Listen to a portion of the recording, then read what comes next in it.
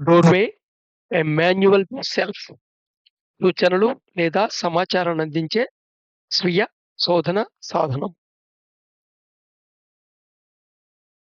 So, నిన్న వీడియోలో మనం క్వాంటిటీ, క్వాలిటీ యాస్పెక్ట్స్ ఆఫ్ కర్మ గురించి మాట్లాడాం. ఎగ్జిస్టెన్స్ అనే రూల్స్ అనే ఫ్రేమ్‌వర్క్‌లో ఆపరేట్ అవుతున్నప్పుడు సైజ్ పెరిగిన కొద్దీ ఫ్రీడమ్ ఆఫ్ మూవ్‌మెంట్ స్వేచ్ఛగా మూవ్ అవ్వటం అనేది ఆ చట్రంలో తగ్గుతుంది. అలాగే క్వాలిటీ ఏంటయ్యా అంటే అలైన్‌మెంట్ ఆఫ్ పళ్ళ చక్రం మాట. ఒక ఎగ్జిస్టెన్షియల్ ఎగ్జిస్టెన్స్ ఒక పరిధిని దాని రూల్స్‌లో లోబడి ప్రయా ఉండటం అనేది ఒక చక్రం అనుకుంటే, ఇండివిడ్యువల్ ఆపరేట్ చేసే, ఫంక్షనింగ్ చేసే ఆ వీల్‌కి ఉన్న పళ్ళ చక్రానికి అలైన్‌మెంట్ మాట.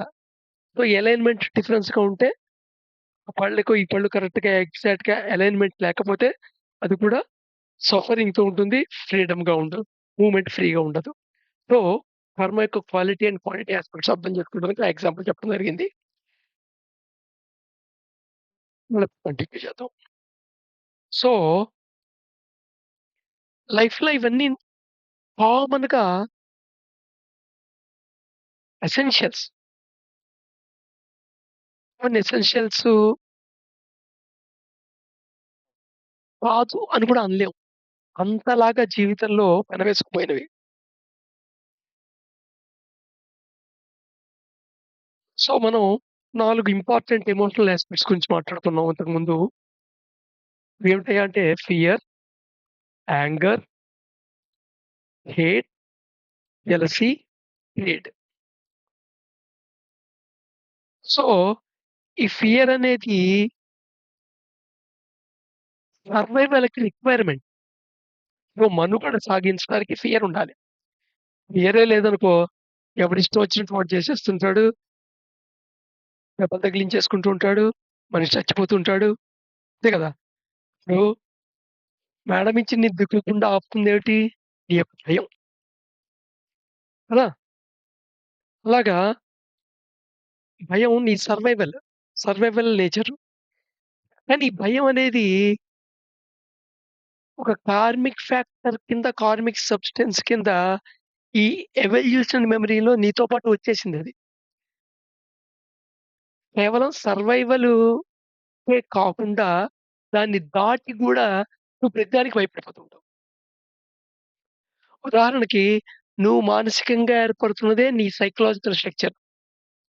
నీ యొక్క బిలీఫ్ సిస్టమ్స్ అన్నీ కలిపి టోటల్‌గా ఎలాంటి నిర్మాణం ఏర్పడిందో అది నీ సైకలాజికల్ స్ట్రక్చర్. సో, నీ సైకలాజికల్ స్ట్రక్చర్ ఎక్కడ ఏమాత్రం మార్పు చెందుతోంది చుట్టుపక్కల పరిసరాల వల్ల అని భావించినా, ఆ ఇమాజినరీ స్ట్రక్చర్ మారుతున్న నీ యొక్క పర్సెప్షన్‌లో తప్పుతావు. అందుకని సైకలాజికల్ సర్వైవలే అన్ని సఫరింగ్‌కి మూల కారణం అవుతుంటుంది. అందుకని మనం సఫరింగ్, పెయిన్ 2 తేడా తెలుసుకున్నాం ఇంతకుముందు. నొప్పి వేరు, బాధ వేరు. బట్ ఈ ఎవల్యూషన్ ప్రాసెస్‌లో ఇదొక కార్మిక్ సబ్‌స్టెన్స్ కింద ఉండిపోయిందనమాట మనతో పాటు. సో, అది రిక్వైర్మెంట్ అంటే ఓన్లీ ఫిజికల్ సర్వైవల్ దాకే ఫియర్ అనేది రిక్వైర్మెంట్. బియాండ్ ఫిజికల్ సర్వైవరు మిగతా ఏది ఫియర్ అనేది అర్థం పర్థం లేని ఫియర్. అర్థం పర్థం లేని ఫియర్. సపోజు నీ ఉద్దేశంలో నువ్వు అబద్ధం చెప్పని వాడివనుకుందాం. "ఏయ్! నువ్వు అబద్ధం ఆడావు" అని ఎదురుగుండా వాళ్ళన్నారనుకో, వెంటనే నువ్వు చాలా భయంకరమైన బాధపడిపోతావు. అలాగే నువ్వు సపోజ్ ఐడెంటిఫై అయ్యావనుకో పర్టిక్యులర్ ప్రొఫెషన్‌ని ఎవరైనా దూషించారనుకో, నిన్ను దూషించినట్టుగా బాధపడిపోతావు. నీ సైకలాజికల్ స్ట్రక్చర్ కొలాప్స్ అవుతుందనమాట. అలాగే ఈ ఎవల్యూషన్‌లోనే ఇంకోటి కూడా కార్మిక్ సబ్‌స్టెన్స్ కింద ఉండిపోయింది ఎవల్యూషన్ మెమరీలో. అది యాంగర్. ఇది కండిషన్డ్ కింద అవుతుంది గూడాను. యాంగర్ చూపిస్తేనే నువ్వు మేనేజ్ చేయగలుగుతావు. చిన్న పిల్లాడిప్పుడు యాంగ్రీ చూపిచ్చి వాడి చేత పని చేయిస్తావు.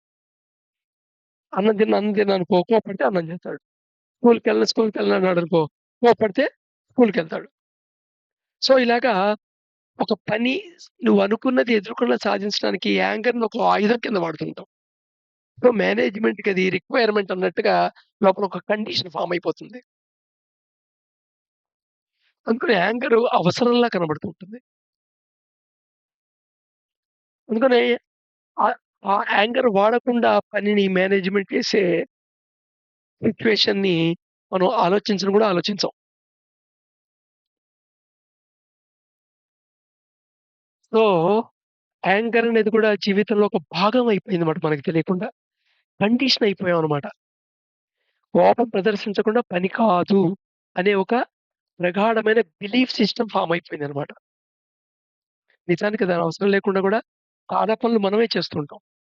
కానీ ఆ అవకాశాన్ని కోల్పోతున్నాం. అలాగే హేట్. హేట్ ప్రదర్శిస్తేనే తప్పు. హేట్ ప్రదర్శించకపోతే తప్పు కాదు అనే నోటేషన్‌లో ఉంటారు. ఎందుకంటే హేట్ చేయటం అనేది ఒక రకమైన రివెంజ్ సాటిస్ఫాక్షన్. ఇది కూడా కండిషన్ అయిపోయిందన్నమాట. కండిషన్డ్ బిలీఫ్ సిస్టమ్ ఇది.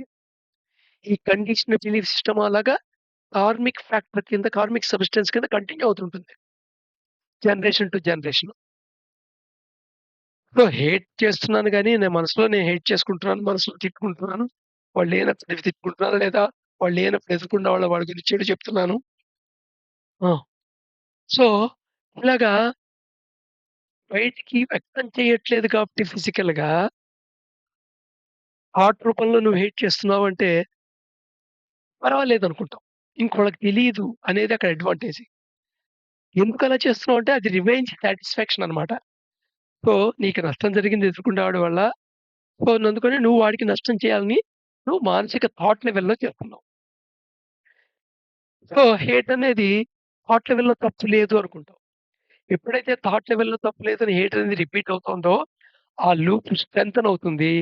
ఆ హేట్ యొక్క స్ట్రక్చర్ ఆఫ్ యాక్సెప్టెన్స్ పొజిషన్ మారుతూ ఉంటుంది. చివరికి వర్డ్స్ రూపంలో, యాక్షన్ రూపంలో కూడా అలాగే నెక్స్ట్ జెలసీ. కంపారిజను ఒక ఎసెన్షియల్ థింగ్‌లా కనబడుతూ ఉంటుంది. ఎందుకంటే దాన్ని మోటివ్ కింద చూస్తుంటారు. ఒక ప్రేరణ చేయటానికి కారణం కింద చూస్తుంటారు. కాంపిటేటివ్‌గా ఎప్పుడు ఫీల్ అవుతావు?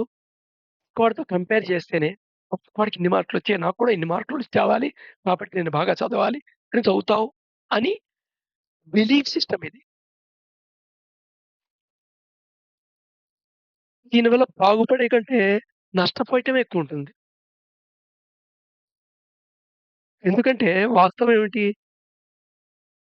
ఎవడో ఒక్కడే ఫస్ట్ వస్తాడనేది వాస్తవం. ఎవడో ఒకడే అల్టిమేట్‌గా గ్రేడింగ్‌లో ఫస్ట్ గ్రేడ్ సక్సెస్ అవుతాడనేది వాస్తవం. సో, మిగతా వాళ్ళందరికీ కాంపిటేటివ్ చేసినా, వాళ్ళు వర్క్ చేసినా, వాళ్ళు అనుకునే ఫలితం అయితే రాదు. సో, ఫలితానికి అప్పటికి ఎంటాంగిల్ అయిపోతారు కాబట్టి, వాళ్ళు అంతర్గతంగా జీవితాంతం సఫర్ అవుతూనే ఉంటారు. ఈ ఈ సఫరింగుకి మందు కింద జెలసీ పనిచేస్తుంటుంది. సో, ఆ సఫరింగ్ ఉంది. ఆ సఫరింగ్ నుండి బయటపడటానికి ఎలాగైతే ఒకడు నీకు చెడు చేసినప్పుడు హైడ్ చేసుకొని నువ్వు సాటిస్ఫై అయ్యావో, ఇలాగ జెలసీ ఫీల్ అయ్యి నువ్వు సాటిస్ఫై అవుతావు. ఇది బిలీఫ్ సిస్టమ్ కింద మారిపోతుంది మళ్ళా. ఎప్పుడైతే జెలసీ అయిందో, ఈ జెలసీయే కంటిన్యూ అవుతుంటుంది. ఈ జెలసీ ఎన్వీకి దారితీస్తుంది. శత్రుత్వానికి దారితీస్తుంది. అది యాక్షన్ రూపంలోకొచ్చేస్తుంది. Next greed. రేపు, రేపనేది ఏమిటో ఆలోచించుకోవాలి గదా! రేపనే దాన్ని చూడకుండా ఇష్టం వచ్చినట్టు చేసేయచ్చా? వాళ్ళ చేతిలో రూ. 100 ఉన్నాయంటే రూ. 100 ఖర్చు పెట్టేసి రేపేం లేకుండా చేసుకోవచ్చా? ఇది చూస్తే చాలా పాజిటివ్‌గా కనబడుతుంది. బట్ సెక్యూరిటీ అనే దానికి అర్థం ఏమిటి? ఒక రోజుకి సరిపడా సెక్యూరిటీ మెటీరియల్ నీ దగ్గర, 2 రోజులు సరిపడా, సంవత్సరం సరిపడా, 10 సంవత్సరాల సరిపడా అక్కడితో ఆగిపోదు గదా! నీ తర్వాత తరానికి, తర్వాత తరానికి కూడా సంపాదించాలని ట్రై చేసుకుంటావు. గ్రీడ్‌కి ఏది ఎండ్ పాయింటు? ఎవడికి వాడు మనకంటే ఎక్కువున్నవాడు గ్రీడ్ లాను, నీదేమో సాటిస్ఫాక్షన్ కింద కనబడుతుంటది. నీదేమో ప్రయత్నంగా సెక్యూరిటీ కోసం చేస్తున్న ప్రయత్నంలా కనబడుతుంది. ఎదురుగుండా వాడిదేమో గ్రీడ్‌లా కనబడుతూ ఉంటుంది. గ్రీడ్ ఎదుర్కొన్న వాళ్ళలోనే చూడగలం. నీలో నువ్వు గ్రీడ్ చూడలేవు.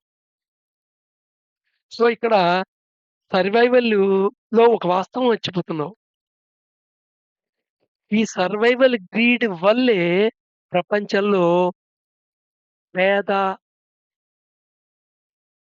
ధనవంతుడు, పూరు, రిచ్చి, ఇనీక్వాలిటీస్ అన్నీ ఫార్మ్ అయ్యాయి. ఇనీక్వాలిటీస్ అన్నిటికి డిఫరెంట్ డిగ్రీస్ ఆఫ్ గ్రీడీయే కారణం.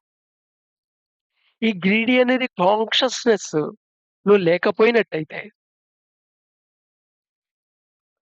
నీకున్న దానికంటే కావాలని ఇంకా తాపత్రయంగా ఎక్కువ సంపాదించుకొని, ఇంకా స్పెక్యులేట్ చేసుకుంటుంటే, అది నీడ్, వాంట్, డ్రీమ్ చివరికి క్రేవ్ కింద మారుతుంది.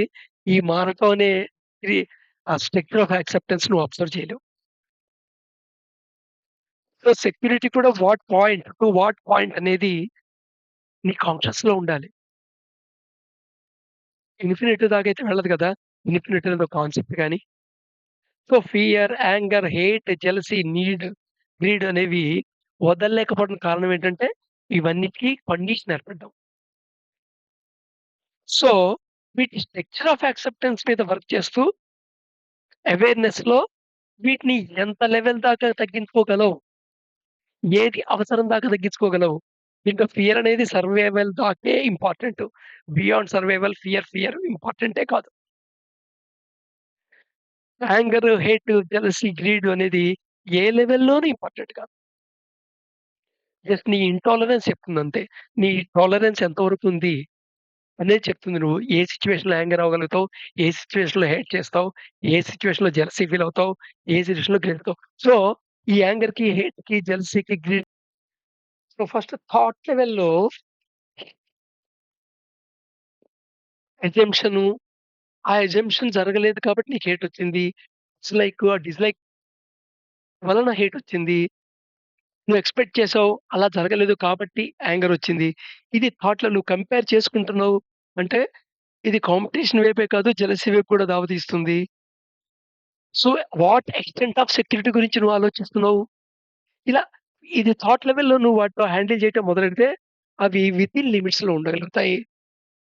ఇప్పుడు ఈ కాంటెక్స్ట్ ఎక్స్‌ప్లెయిన్ చేయటానికే ధర్మం అనే కాన్సెప్ట్ తర్వాత ఇంట్రొడ్యూస్ చేయబడింది. రేపు మళ్ళా మాట్లాడుకుందాం.